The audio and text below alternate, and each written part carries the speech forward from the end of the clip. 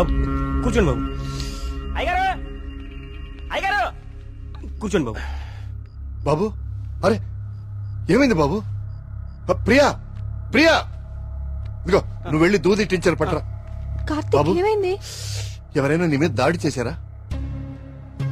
మీకెలా తెలుసు? ఊహించాను. నువ్వు భగవంతుడికి ఎదురెళ్తున్నావు ఊరంతా నమ్ముతోంది. అది కిట్టని వాళ్ళెవరో నీ మీద దాడి చేసుంటారని ఊహించాను. నీకెందుకు బాబు ఇవన్నీ? తిరిగి హైదరాబాద్ వెళ్ళిపోవచ్చుగా. వెళ్తాను అంకుల్. మీ ఊర్లో ఉండేది ఇంకా 8 రోజులు మాత్రమే. మీరు నమ్ముతున్న దేవుడి మీద గెలిచి వెళ్తాను. గెలవడానికి ఆ భగవంతుడి సాయం కావాలని నేను నమ్ముతాను. నువ్వు ఆ భగవంతుడి మీదే గెలుస్తానంటున్నావు. నీ ఇష్టం. వెళ్ళొస్తాను అంకుల్.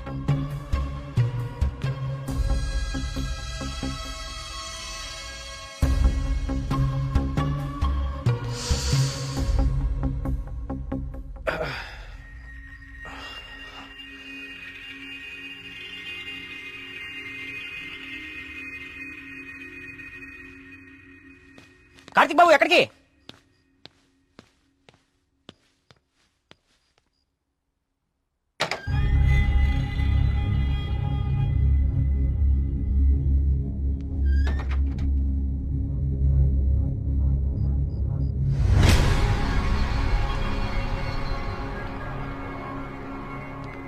రండి రండి.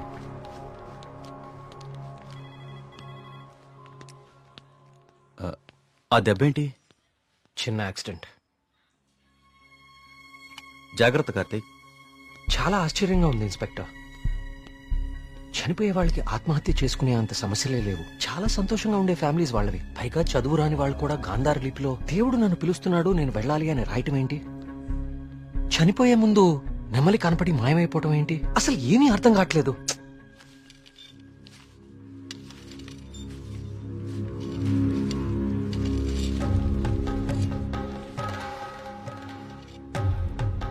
సార్ ఇదిగోండి సార్ ఫైల్. ఇక్కడ పెట్టు. పోస్ట్ మార్టం చేసిన డాక్టర్ని అడిగాను. వాళ్ళు చనిపోయిన వాళ్ళకి ఎలాంటి హెల్త్ ప్రాబ్లమ్స్ లేవని చెప్పారు. అలానే బ్లడ్ టెస్ట్ రిపోర్ట్స్ కూడా నార్మల్గానే ఉన్నాయి.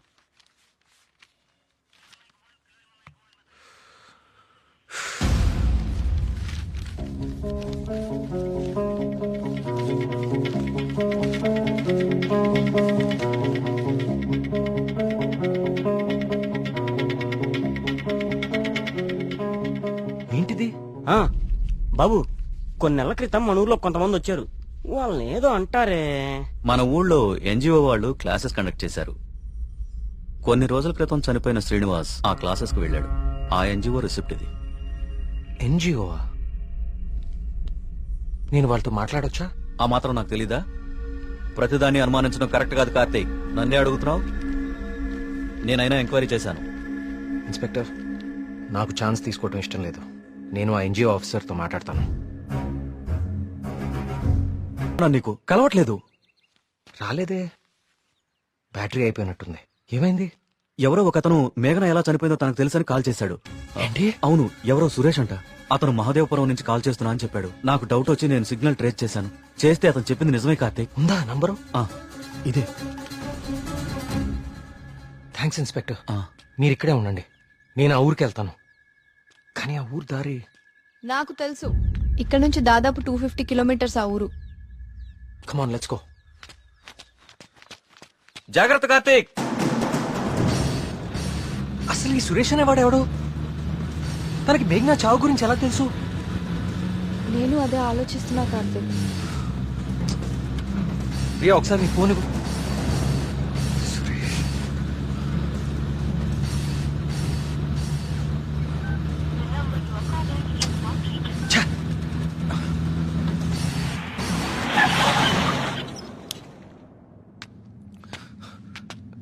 రా.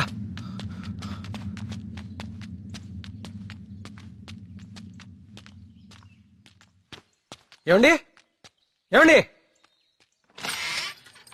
ఎవరు? ఈ ఊర్లో కొల్ల సురేష్ అనే మనిషి ఉన్నాడు. ఎక్కడున్నారో చెప్తారా? ఇప్పుడే నాతో మాట్లాడి ఇలా వెళ్ళాడండి. అటా ఇటే. నేనే అనుకుంటా. సార్, సురేష్ అంటే మీరేనా? సురేశా? నేనే. ఏం లేదండి, మీరు ఇన్స్పెక్టర్ ఫోన్ చేసి మేఘ్నాన్ని ఎవరు చంపారో తెలుసని చెప్పారంట. ఇన్స్పెక్టరా? ఆడెవడు? ఏమండి, మేము చాలా కష్టపడి సుబ్రహ్మణ్యపురం నుంచి వచ్చాం. మేఘ్నాన్ని చంపింది ఎవరో మీకు తెలుసంట. నువ్వెవరు? ఆ మేఘన ఎవరు? అది ఎలా సత్తే నాకేంటి? వద్దు కార్తీక్. వాళ్ళు ఎవరో నాకు తెలియదు సార్. హైదరాబాద్ లో కూలి పని చేసుకుంటుంటా సార్. సెల్ ఫోన్ కూడా లేదు సార్. వదిలేదు సార్, క్షమించండి సార్. నేను ఇక్కడ ఉండగా మీ ఊర్లో మరో ప్రాణం పోనివ్వను. అవును, ఎవరో సురేష్ అంట మహాదేవపురం నుంచి కాల్ చేస్తున్నా అని చెప్పాడు. సిగ్నల్ ట్రేస్ చేశాను. చేస్తే అతను చెప్పింది నిజమే కార్తీక్. ప్రియా, మనం అర్జెంట్ గా సుబ్రహ్మణ్యపురానికి తిరిగి వెళ్ళాలి. ఎందుకు? సురేష్ అనేవాడు ఎస్ఐకి ఫోన్ చేయడం అబద్ధం. That inspector knows something. అతనికి ఆ ఆత్మహత్యలకి ఏదో ఒక సంబంధం ఉంది. Let's go.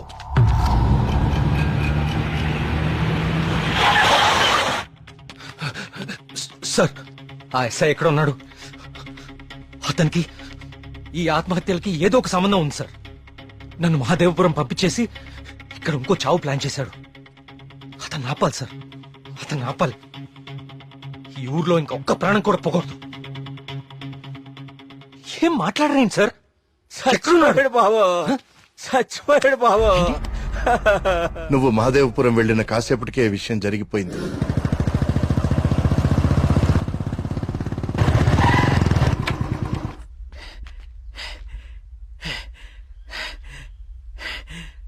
ఇన్స్పెక్టర్ గారు, టీదేమంటారా?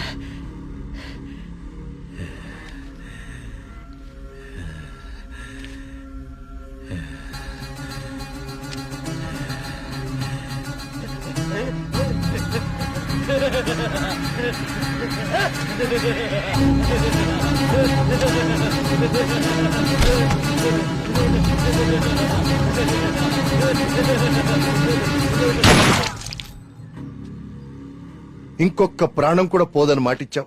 ఇప్పుడు ఊళ్ళో వాళ్ళకి మనం ఏమని ధైర్యం చెప్తాం? ఏ ఊరి చరిత్ర చూసినా ఏముంది? నా ఎండు చేపల కంపు, చిన్న చేపలు చచ్చి పెద్ద చేపలు బతికిన ఇదని చెప్పండి. అంతకంటే ఏం చెప్తారు? మీ వంశ చరిత్రలో ఈరగాథలు చెప్పుకోవడానికి ఈ ఊరు ఉండాలి, ఆ గుడి ఉండాలి, చిత్తం బాబు అనడానికి ఈ మడుసులు ఉండాలి.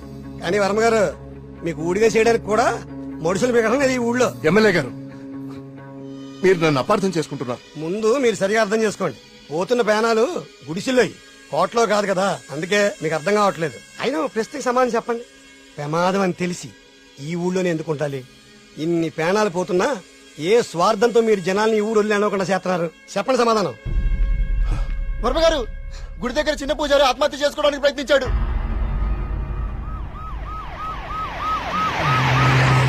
దేవుడికి ఇష్టం లేని అభిషేకం జరిగింది. ఊరంతా వలకాడ అయిపోతుంది. పదండి, ఈ ఊరు వదిలి వెళ్ళిపోదాం. అయ్యో వర్మ గారు, వెళ్తామండి. పదండ్రా, ఇక్కడ ఎందుకురా? పూజారికి న్యాయం జరగలేదు. పదండి, పదండ్రా. ఇదంతా ఎవరు చేస్తున్నారో నాకు తెలుసు. ఏమంటున్నావు కార్తీక్? అవును సార్, తెలిసిపోయింది. ఏంటి? నేను 10 రోజులు గడువు అడిగాను. ఇంకా ఒక్క రోజు మిగిలింది. 24 గంటల్లో ఈ ఆత్మహత్యలు వెనుకున్న వాళ్ళని రెడ్ హ్యాండెడ్ గా మీ ముందు నిలబడతాను.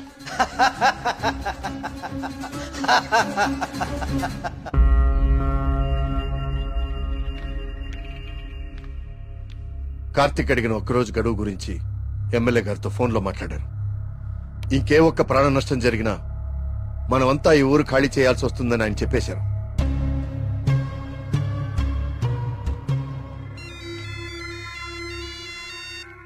వర్మ గారు ఏం చేస్తున్నారు?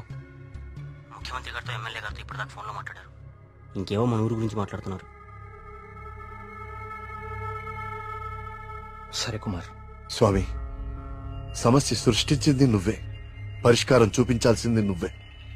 ఊరు ఖాళీ అవ్వడమే నువ్వు చూపించే పరిష్కారమా?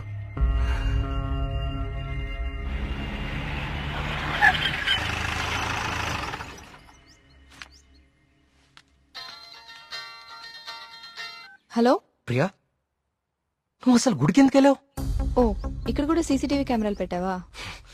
ముందు ఇంటికెళ్ళు. ఇంట్లో ఒకదాన్నే ఉండాలంటే భయంగా ఉంది కార్తిక్. కొంచెం ధైర్యంగా ఉంటుందని గుడికొచ్చాను. ఏమిటో ఇన్ని సంవత్సరాల్లో మొట్టమొదటిసారిగా దేవుడికి నైవేద్యం పెట్టలేదు. అంతా కలికాలం. కాల్ చేస్తాను. తీర్థం తీసుకో.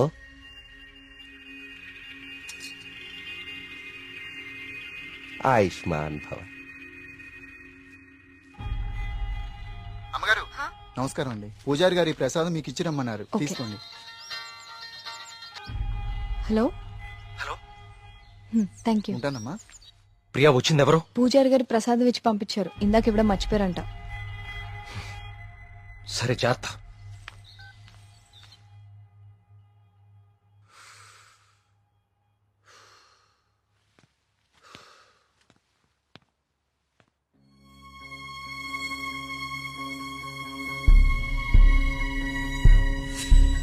ఏమిటో ఇన్ని సంవత్సరాల్లో మొట్టమొదటిసారిగా దేవుడికి నైవేద్యం పెట్టలేదు.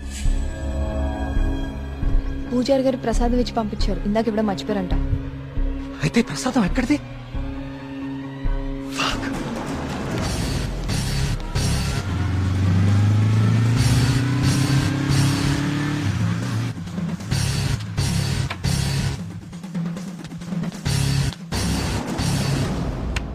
ప్రియా, ప్రియా, ప్రియా, ప్రియా తలుపు తీ. ప్రియా, ప్రియా వినపడుతుందా?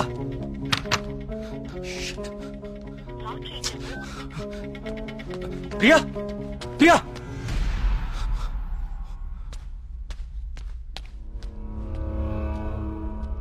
ప్రియా, నీ ఫోన్ స్విచ్ ఆఫ్ లో ఎందుకుంది?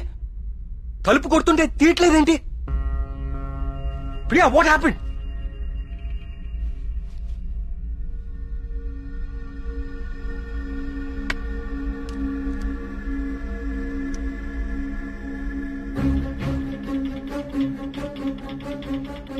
ప్రియా, నో.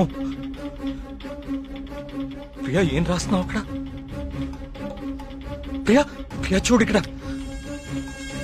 ప్రియా చూడు ఇక్కడ. Please look at me Priya.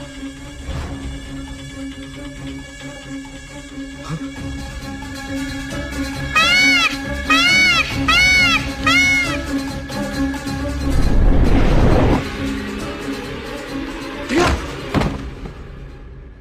Priya, Priya, Priya, Priya.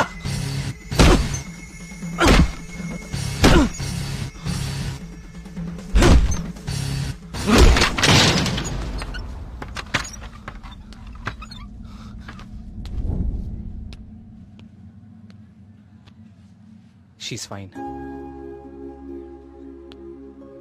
కాకపోతే వెయిన్స్ చాలా డీప్ గా కట్ అవడం వల్ల బ్లడ్ లాస్ చాలా హెవీగా ఉంది. తన స్పృహలోకి రావడానికి కొంచెం టైం పడుతుంది.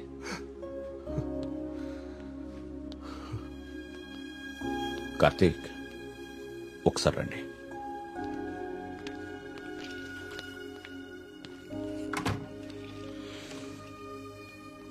కార్తీక్, నువ్వు నన్ను రమ్మండం మంచిదైంది. నీ అనుమానం నిజం.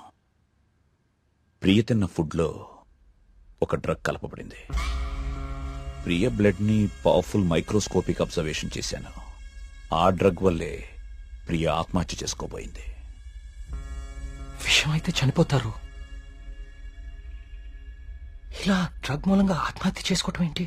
చెప్తాను. కొన్ని వందల సంవత్సరాల క్రితం ఆయుర్వేద బ్రహ్మగా పేరొందిన సుశ్రుతుడు కొన్ని రకాల మొక్కలకి మనిషి మెదడుని కంట్రోల్ చేసే శక్తి ఉందని కనుగొన్నాడు. వాటితో ఒక డ్రగ్ తయారు చేశాడు.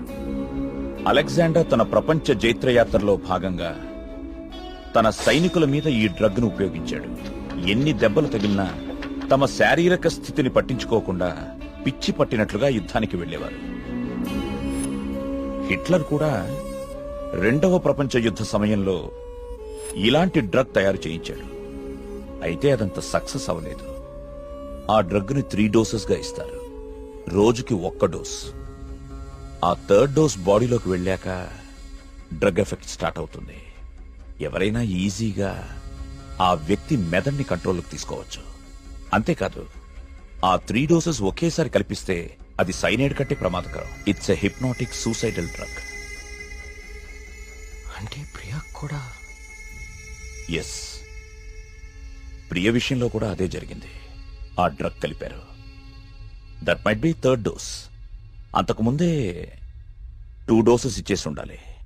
ఆ ఫుడ్ తిన్న వెంటనే ప్రియ మీద హిప్నాటిక్ ఎఫెక్ట్ స్టార్ట్ అయింది. అయితే ఎవరో తనని లెటర్ రాసి ఆత్మహత్య చేసుకునేలాగా హిప్నటైజ్ చేశారు. You're right. ఈ డ్రగ్ అసలు మన మార్కెట్లో దొరుకుతుందా? మార్కెట్లో ప్రోజోమ్, డాల్మెన్ లాంటి హిప్నాటిక్ డ్రగ్స్ ఉన్నాయి. కానీ ప్రియకిచ్చింది వెరీ పవర్ఫుల్ డ్రగ్. అసలు ఇలాంటి డ్రగ్ ఒకటి ఉందని ఇప్పటి ప్రపంచానికి తెలియదు. వీటిని తయారు చేయడానికి కొన్ని రకాల మొక్కలు వాడతారు కార్తీక్. దే ఆర్ కాల్డ్ సైకోసిస్ ఇండ్యూసింగ్ ప్లాంట్స్. ఇవి జర్మనీ పరిసర ప్రాంతాల్లో మాత్రమే దొరుకుతాయి.